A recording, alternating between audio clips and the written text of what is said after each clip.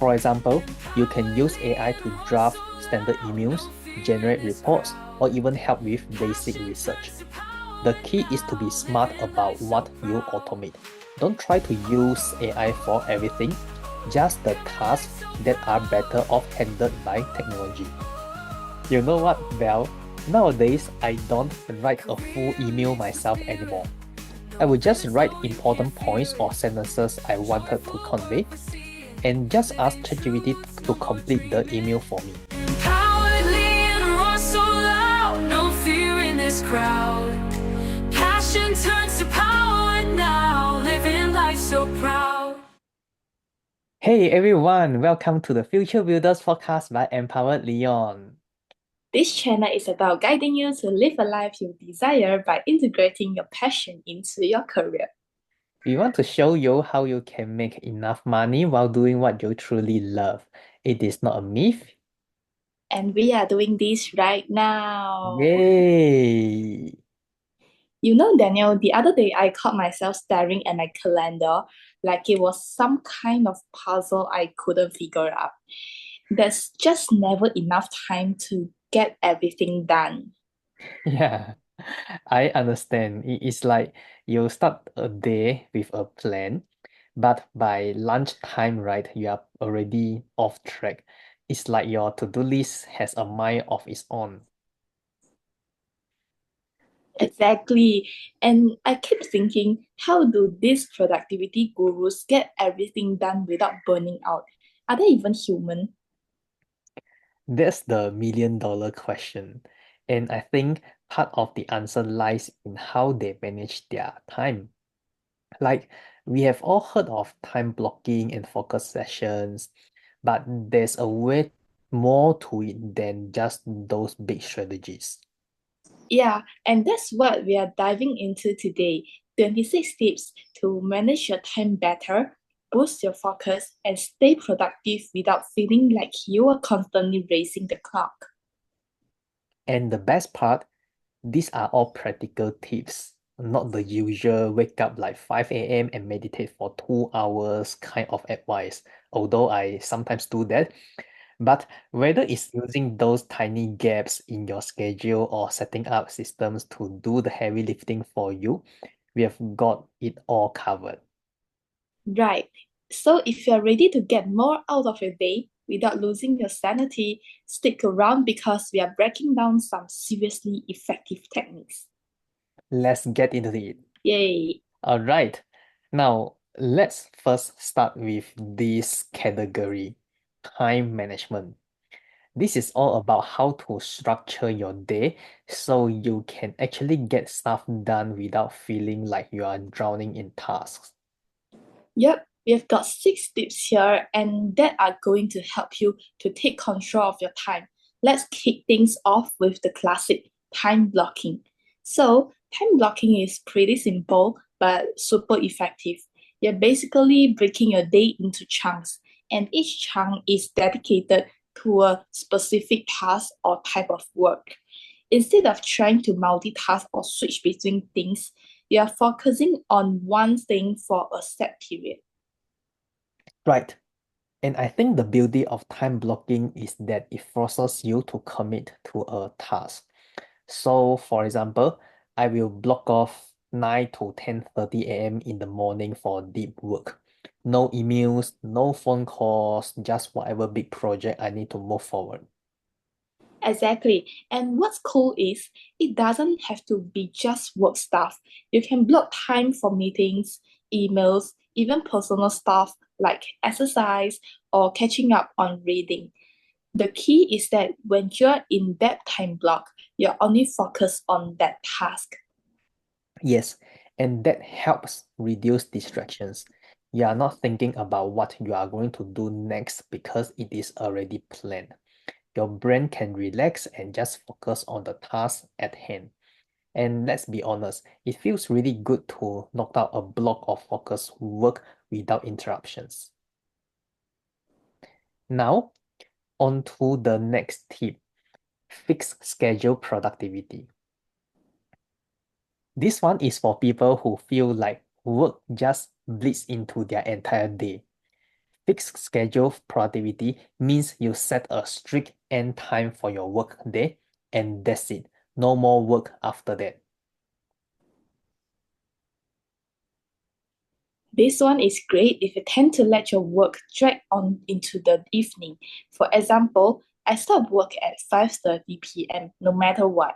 It forces me to be more efficient with the time I do have during the day. If I know I only have until 5:30, I'm less likely to waste time. Precisely. It's like setting a deadline for yourself every single day, and it helps you prioritize too. You start asking yourself, what do I absolutely need to get done before I clock out? It keeps the work day from stretching into your personal time. Absolutely. And let's be honest, having that hard stop at the end of the day makes the time you do spend off work feel so much satisfying because you're not constantly thinking about that one last task you need to finish. Speaking of focus work, let's talk about protected time. This is kind of like time blocking, but it's all about safeguarding a specific part of your day when you absolutely can't be interrupted.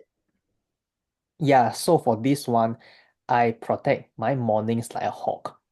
It is my most productive time. So from 8 to 10 a.m., sometimes into 11 to 12, no one can book meetings with me, and I stay away from emails. That time is for my most important work, period. Because I'm more towards a morning person, and my productivity drops drastically after lunch, and I don't really want to touch work at all after dinner. So you need to know what time in the day works the best for you. Same here, it's all about guarding that high energy time. So, if you're someone who's most alert in the morning, make that your protected time for deep work. Or if you're a night owl, do the same in the evening. Right. And it doesn't have to be a huge block of time either. Even just 90 minutes of protected time can help you move the needle on a big project. The key is to make sure nothing can interrupt you. No meetings, no Slack or Teams notifications, no quick questions. Now, this next one is a bit of a twist. Scheduling time pockets. We are all familiar with the idea of blocking big chunks of time, but what about those little gaps in your day? Like the 10 minutes before your next meetings or the 5 minutes after a call ends. That's where time pockets come in. You can schedule those short gaps for mini tasks like replying to a quick email, organizing your notes, or reviewing your calendar.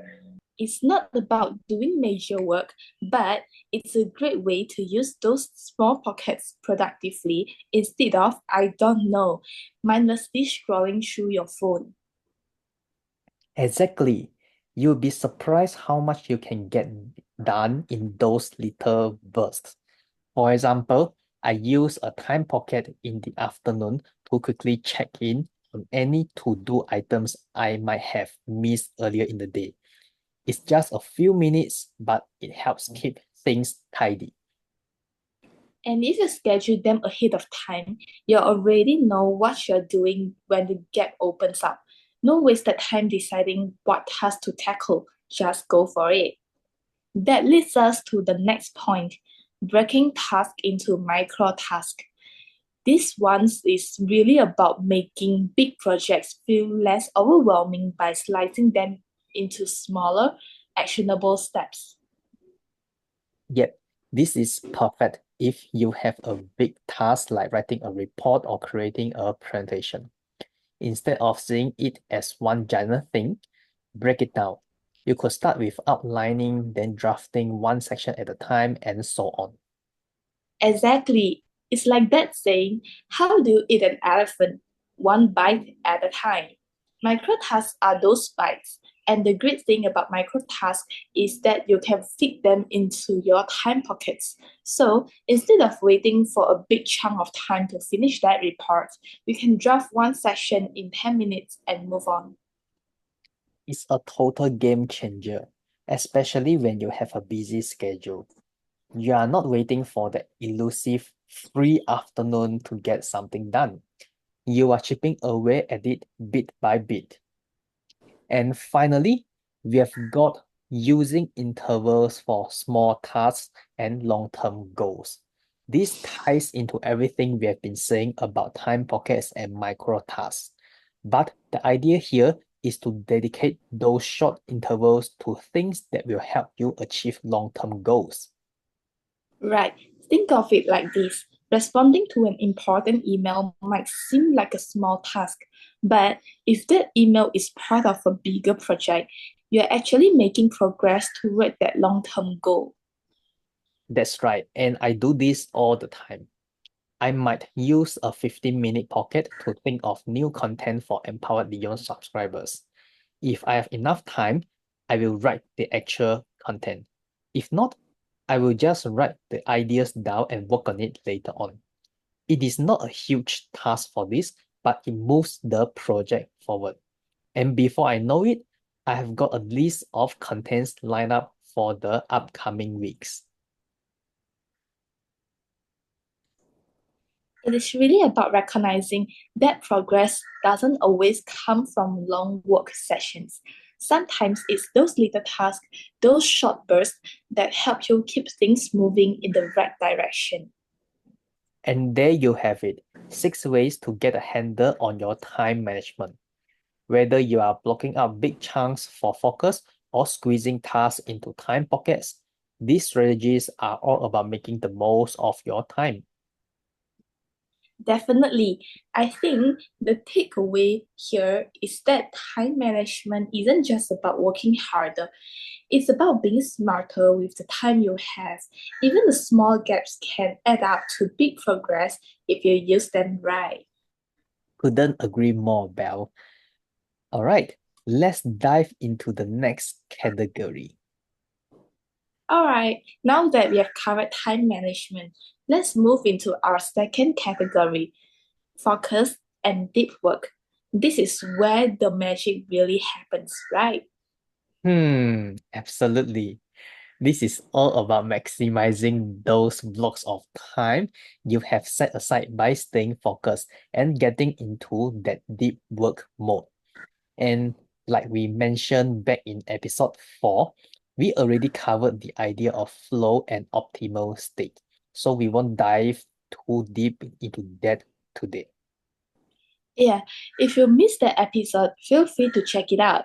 But for today, we are focusing more on the practical tips that help you stay locked in and make the most of your focus. So let's start with the obvious one, deep work. It is basically a holy grail of productivity. It's when you are fully immersed in the task, completely free from distractions, and operating at your highest cognitive level. You know, those times when you are so focused that you forget how much time has passed. Yes, like when you finally get into the zone and everything just clicks.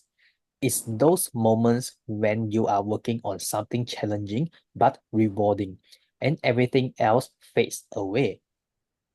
Exactly. And while we have talked about the flow state before, what's important to remember here is that you don't just fall into deep work. You have to create the conditions for it. That's where all the time blocking and protected time we mentioned earlier comes into play. Right. And here's the thing. Deep work doesn't happen by accident. It is intentional. You have to plan for it, eliminate distractions, and commit to stay focused. Keep your phone away from you.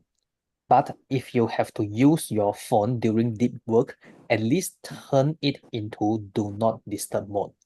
And when you do this, the results are incredible. Yep. So if you want to consistently hit that flow state, make sure you have got the right environment and mental space for it. Now, let's talk about how to stay focused and prioritize high value work, which leads us to leveraging high value tasks. All right. So this is all about focusing on tasks that are actually worth your time. Not all tasks are created equal. And if you are spending your best hours on low value tasks, you are wasting your potential.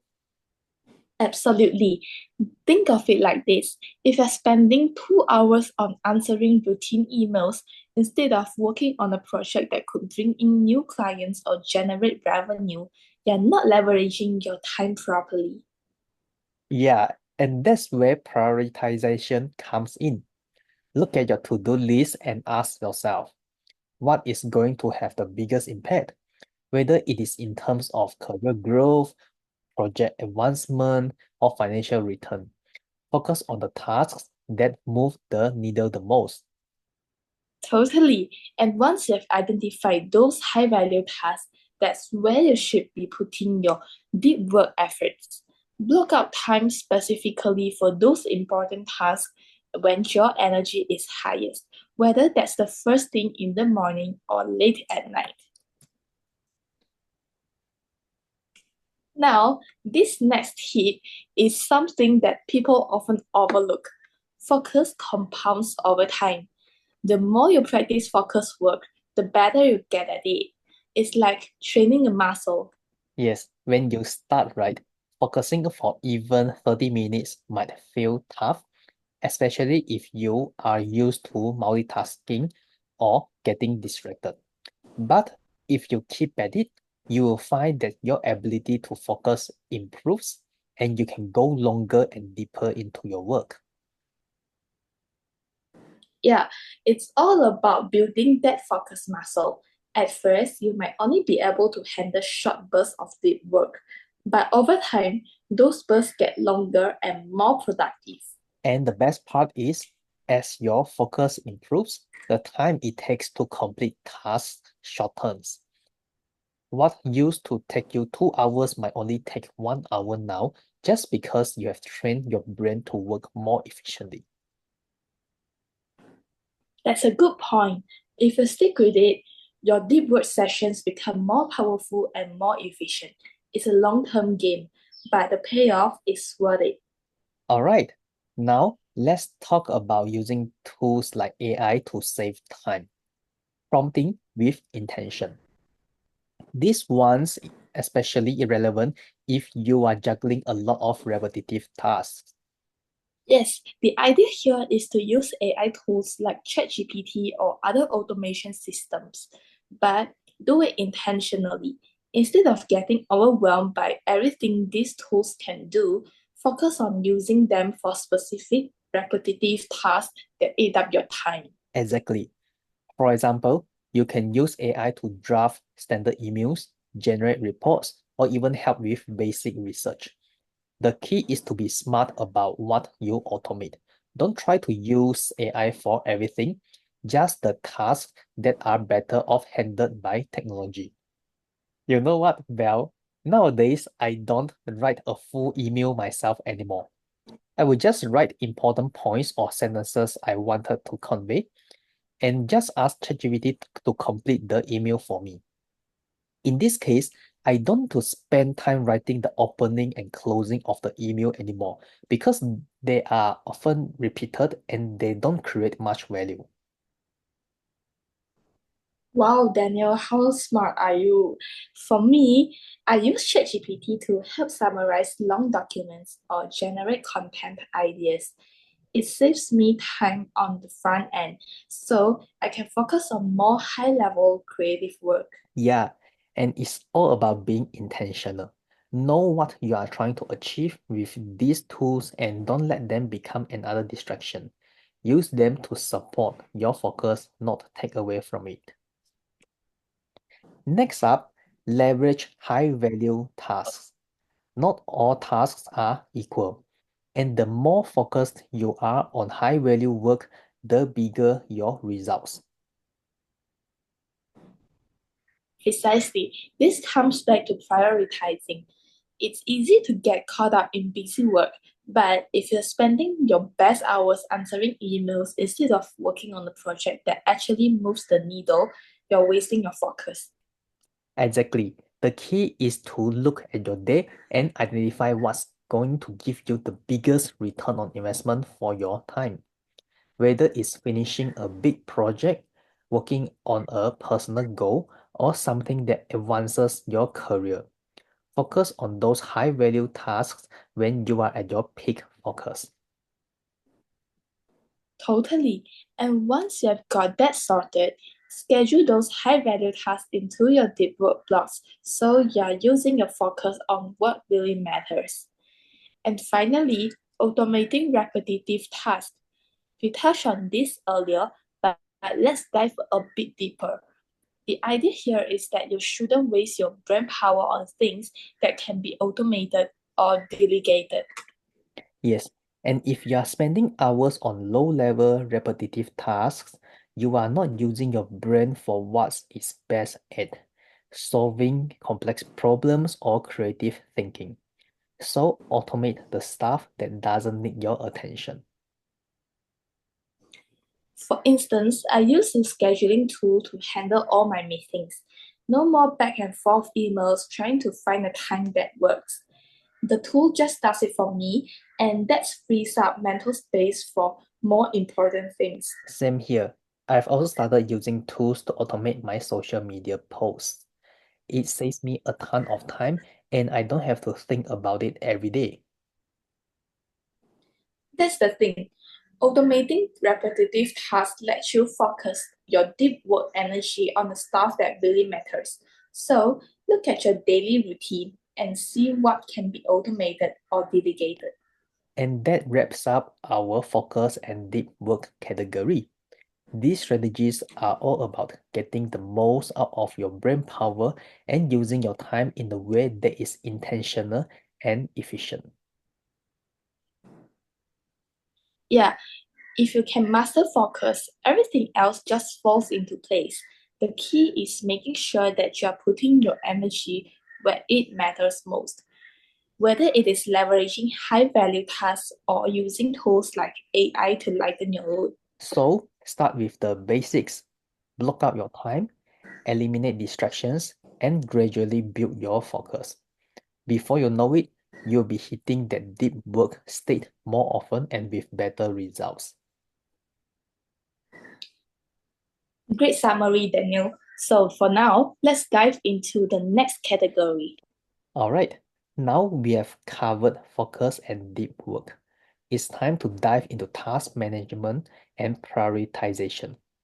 This category is all about knowing what to work on, when to work on it, and making sure that you are spending your time on the right things. It is one thing to have a lot of tasks on your plate, but it is another to actually manage them effectively. You don't want to spend hours working hard on something that doesn't actually matter, right? You are so right, Belle. So, prioritization is the key. Now, let us start with a simple but powerful idea, the daily highlight. It is super simple. Every day you pick one task that, if you get it done, will make your day feel productive. It's the most important thing on your list, and everything else comes second. It is all about focusing on that one task that moves the needle the most.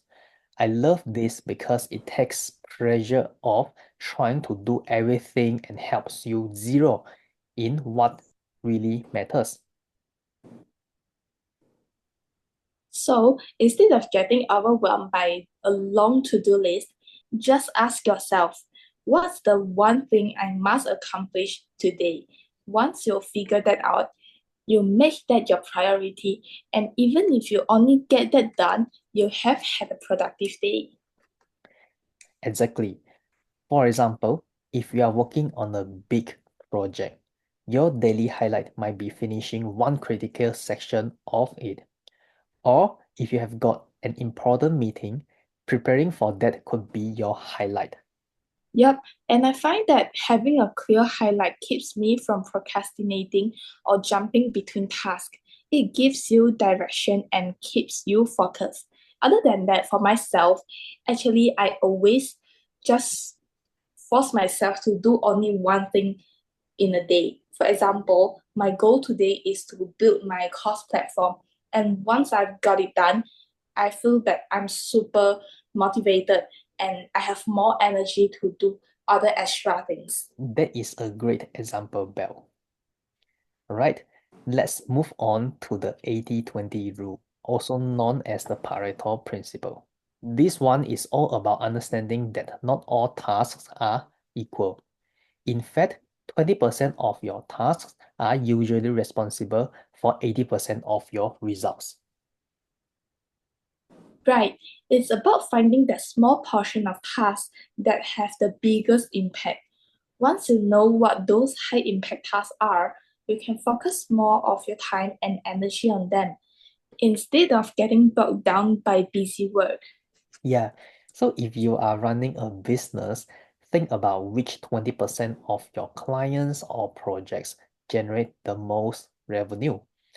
Focus on nurturing those relationships or improving those projects instead of spending hours on less important things. For me, when I apply the 80-20 rule, I realized that a few key projects or tasks usually drive most of my progress. So instead of trying to do everything, I focus on those few tasks and let go of the rest. And it is not just about work either. You can use the 80-20 rule in your personal life too. Focus on the activities or habits that bring you the most happiness, fulfillment, or progress toward your goals. Next up, deadline driven work. This one is simple but effective. Setting deadlines helps create urgency, which in turn boosts your focus and helps you get things done faster. We all know how this works. You might have a project sitting on your to-do list for weeks, but as soon as there's a hard deadline, suddenly you are all in, right? Oh, totally. It's human nature. Without a deadline, tasks just drag on and on. But the moment you set a deadline, whether it's external, like client deadline, or internal, like self-imposed one, you're more likely to stay focused and push through. Exactly. Now, for myself, right, I set deadlines for everything, even if no one is waiting for it. If I'm working on a personal project, I will give myself a launch date and stick to it. It gives me that extra bit of pressure to stay on track. That's smart. I love your ideal, Daniel. And even if you don't hit the deadline perfectly, you're usually a lot closer to finishing than if you had not set one at all. That's correct. The next one is a bit philosophical but practical. Entropy and problem solving. The idea is that everything tends toward disorder until you actively put effort into solving problems and maintaining progress. It's like your workspace. If you don't clean it regularly, it just gets messier and messier over time. The same thing happens with projects, tasks, and even your mental state. If you're not actively solving the problems that arise, things start to fall apart. That is why regular problem solving is so important. Now, if you are managing a project and you notice things are starting to get off track, don't wait for it to snowball. Tackle the problem early and keep things organized before they spiral out of control. True, it's all about maintaining order. If you can identify issues early on, whether it is a workflow problem, a time management issue, or just clutter in your workspace, you can solve them before they become bigger problems. Totally. And the more proactive you are about solving small problems, the less likely you are to feel overwhelmed later on. That brings us nicely to our next point: clarity beats chaos. When your tasks and goals are clear, you are less likely to feel overwhelmed or distracted. I've noticed that when I don't have a clear plan for the day, I end up bouncing between tasks, not really making progress on anything. But when I take just a few minutes to review my to-do list and prioritize, Everything feels more manageable. And it doesn't take long to create that clarity. At the end of each day, I spend 5 minutes reviewing what's on my plate for tomorrow. That way, when I wake up, I know exactly what my priorities are and where to focus. That's spot on. Having a clear plan helps eliminate decision fatigue too. Instead of wasting time in the morning figuring out what to do first, you can just dive in because you have already made that decision the day before. Yep, it's about reducing the chaos in your mind. A little bit of clarity can go a long way in making your day feel more structured and productive. And finally, let's talk about preparing resources in advance. This is a great way to stay on top of your tasks without losing time figuring out what to do next. The idea here is to have your tools, materials, and to do lists ready to go. So when you sit down to work, you can jump right in. For instance, I keep a list of quick tasks on my phone, things that I can do in 5 to 10 minutes. That way, when a time pocket opens up, I don't have to waste time thinking about what to do next. I just check my list and knock something out. I do the same, and it's not just about the small tasks either. If you know you'll need a specific resources for a big project like research documents, notes, or files, make sure they are all organized and easy to access before you start working.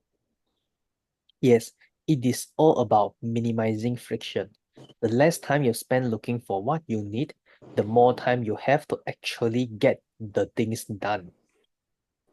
And that wraps up the task management and prioritization category.